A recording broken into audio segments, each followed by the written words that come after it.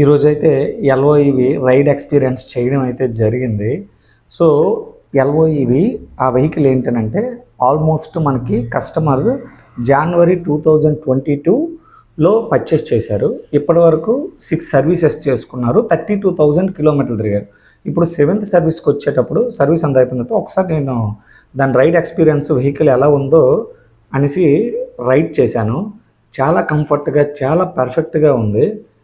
అసలు ఆ వెహికల్ మీరే చూశారు కదా వీడియోలో ఎంత పర్ఫెక్ట్గా ఉందో. సో మనం నాన్ రిజిస్ట్రేషన్ వెహికల్ ఎల్ఓఈవి ఎంత పర్ఫెక్ట్ వెహికల్ కస్టమర్స్కి చాలామంది కస్టమర్స్ నుంచి నేను రివ్యూస్ అయితే తీసుకుంటున్నాను. అందరూ కూడా మ్యాక్సిమం 90% కస్టమర్స్ చాలా హ్యాపీగా అయితే ఫీల్ అవుతున్నారు.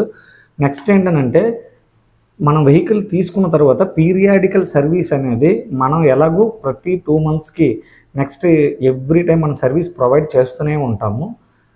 మనం ఆ విషయంలో అయితే ఎప్పుడు కూడా మనం కాంప్రమైజ్ అవ్వలేదు.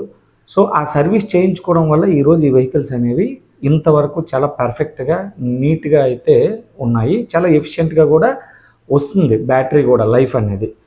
సో ఆ కస్టమర్ కూడా చాలా హ్యాపీ ఫీల్ అయ్యారు. ఆ విషయాన్ని మీతో షేర్ చేసుకుందాం అనేసి ఈ వీడియో నేను చేస్తున్నాను. చూడండి, ఎల్ఓఈవి అతను 3 ఇయర్స్ అయిపోయింది. 32,000 కిలోమీటర్లు తిరిగిన తర్వాత కూడా ఆ వెహికల్ ఇంకా కూడా 60 to 70 మైలేజ్ వస్తుంది. ఫ్యామిలీ మొత్తం యూజ్ చేస్తున్నారు. చాలా పర్ఫెక్ట్గా ఉంది.